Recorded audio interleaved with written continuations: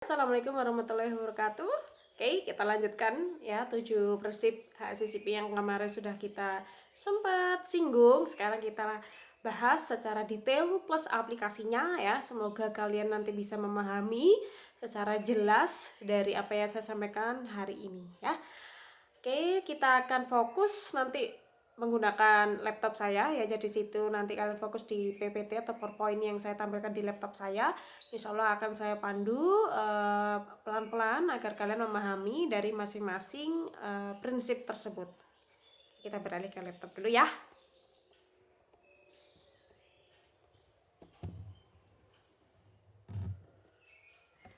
Oke, sudah cukup jelas teman-teman dari segini. Oke, nah, oke. Jadi 7 prinsip dari HACCP yang sudah sempat kita bahas di minggu kemarin. Kita identifikasi bahaya, kemudian kita tentukan CCP atau critical control point, kemudian kita tentukan batas kritis, kemudian memonitoring dari sisi tersebut, tindakan koreksi jika terjadi penyimpangan, verifikasi, dan terakhir adalah dokumentasi. Kita bahas satu persatu dulu. Waduh, suara saya bersaut-sautan dengan suara burung ya teman-teman ya, mohon maaf ya, tapi saya harapkan kalian tetap fokus. Oke, jadi kita bahas dulu yang pertama, yakni tentang identifikasi bahaya. Nah, di tahapan yang pertama atau di prinsip pertama, maka yang akan kita kerjakan ada 3 kegiatan. Oke, kegiatannya apa saja? Yang pertama adalah kita mengidentifikasi bahaya dan penyebabnya apa. Kemudian yang kedua adalah kita menentukan kepentingan atau signifikansi dari bahaya tersebut. Dan yang ketiga adalah kita mengidentifikasi tindakan pencegahannya. Nah, nanti di prinsip yang pertama, hasil dari prinsip yang pertama ini bentuknya berupa tabel. Ya, kalian lihat di sini, tabel seperti ini. Jadi kita akan masukkan nanti masing-masing tahapan proses produksi. Kemudian kita identifikasi bahayanya, baik dari segi mikroba, ya, mikroorganisme, kimia, fisika. Kemudian kita justifikasi penyebab dari bahaya tersebut itu dari mana. Kemudian kita tentukan signifikansi bahayanya seperti apa. Apakah L itu low, M medium, dan H itu high. Dan tindakan pencegahannya seperti apa. Oke, coba kita akan bahas satu persatu dari 3 kegiatan ini.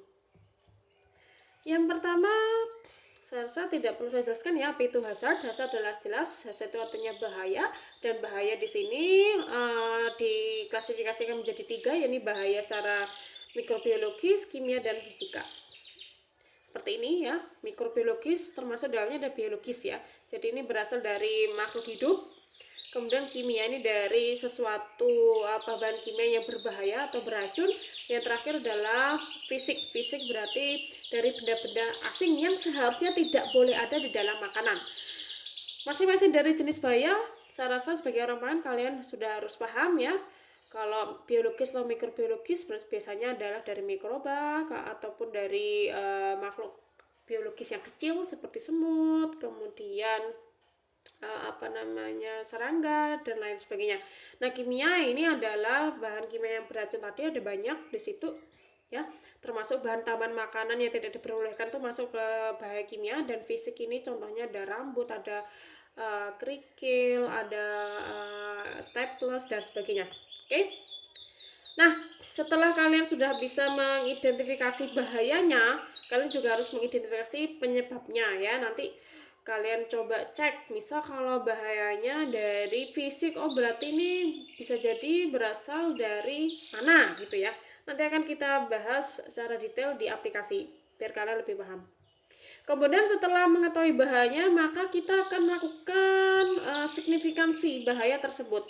Nah, di dalam kegiatan yang kedua ini kalian harus mengetahui istilah dari probability dan severity.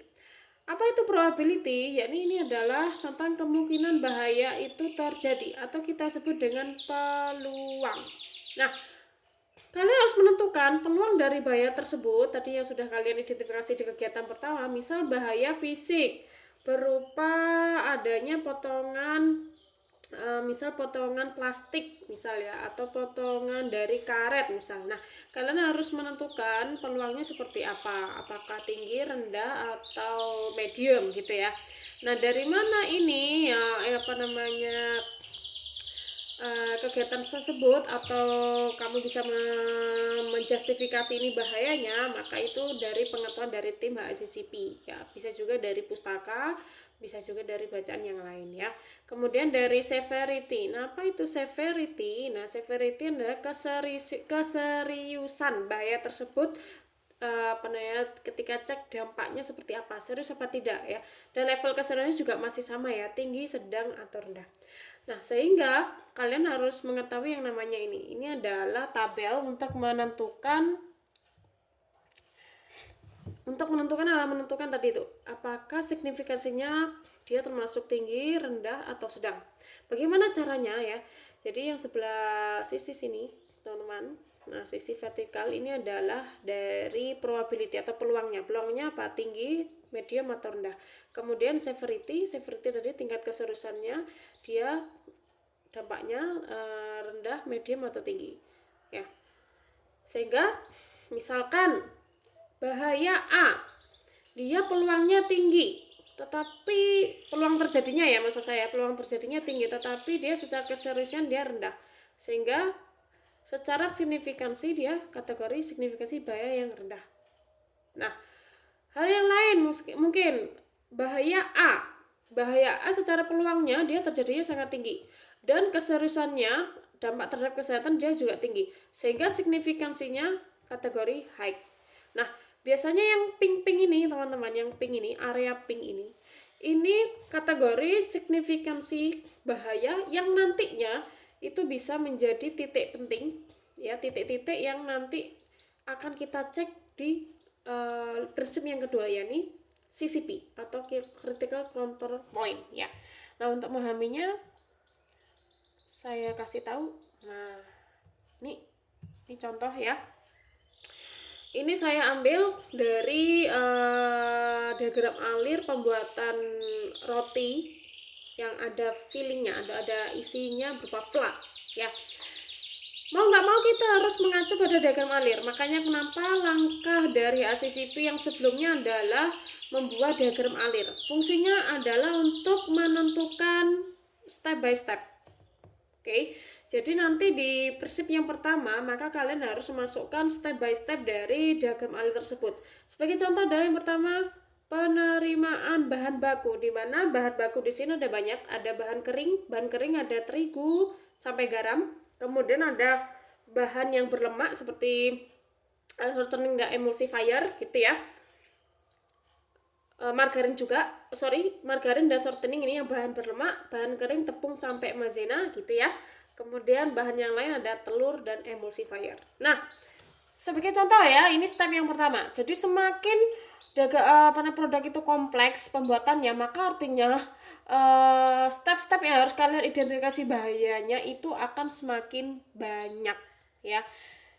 Jadi penerimaan bahan baku dicek, pengayaan terigu dicek ANSA bahayanya, pencucian telur dicek ANSA bahaya, dan seterusnya. Nah, kurang lebih di pembuatan roti ini ada 20 step sampai terakhir di sini ya. Kita akan cek seperti apa hasil dari identifikasi bahayanya. Oke. Nah, sebagai contoh tadi di tahapan pertama adalah penerimaan bahan baku, masih ingat ya. Nah, di situ di breakdown menjadi 3, penerimaan bahan kering dan bahan basah ya. Bahan basahnya seperti shortening dan berlemak tadi, margarin ya. Oke. Nah, dari penerimaan bahan kering ada terigu, ragi, gula, garam, emulsifier, dan maizena. Maka setelah diidentifikasi bahayanya, ada bahaya secara biologis, yakni dari mikroba perusak atau amolitik. Kemudian kimia, bisa dari logam berat, dan dari segi bahaya fisik bisa jadi muncul di situ ada kerikil dan serangga. Kemudian justifikasi penyebab bahayanya. Kalau mikroba perusak, ya kemungkinan akan terjadi karena penyimpanan yang kurang pas sehingga kadar airnya naik. Kemudian kalau logam berat bisa jadi terjadi dari supplier yang memberikan atau mensuplai dari bahan baku tersebut, dan kerikil juga bisa jadi terbawa dari supplier. Nah, yang akan kita bahas ini yang signifikasi bahaya tadi yang sempat kita bahas, ada tabel ya teman-teman ya. Jadi misal kita bahas satu persatu per bahaya. Bahaya dari mikroba perusak atau amilolitik. Peluangnya bagaimana? Oh, peluangnya rendah. Tingkat keseriusannya bagaimana? Dia juga low, sehingga signifikasi bahayanya TN, tidak nyata. Untuk kimia dari logam berat, peluangnya rendah, keparahannya juga rendah, sehingga signifikasi bahayanya tidak nyata. Kerikil, peluangnya sangat tinggi ya, terutama seperti bahan garam, kemudian terigu, maizena, itu sangat tinggi ya peluang terjadinya. Tetapi untuk keseriusannya atau dampak ke kesehatannya dia rendah, sehingga signifikasinya tetap tidak nyata. Nah, setelah dicek satu persatu dari 20 step di pengolahan diagram alir pengolahan roti tadi, kita cek. Nah, kalian harus mengecek dari sini, signifikansi. Pasti nanti jawabannya ada 2, tidak nyata dan nyata. Nah, yang NN ini, yang nyata-nyata ini seperti ini, terutama di apa nih? Nyata di penerimaan telur, nyata di input air dingin, nyata di pengayaan. Nah, yang nyata-nyata ini nanti yang akan kita masukkan ke prinsip yang kedua. Ya, apa tadi prinsip yang kedua? Penetapan titik kritis. Oke. Ini belum selesai teman-teman ya penjelasannya tadi. Ini masih kegiatan yang kedua. Kita balik dulu. Nah, sini. Ini masih kegiatan yang kedua, prinsip yang pertama. Kegiatan yang ketiga adalah penetapan tindakan pencegahan. Jadi misalkan kita balik lagi aja deh ya, biar gampang untuk memahaminya.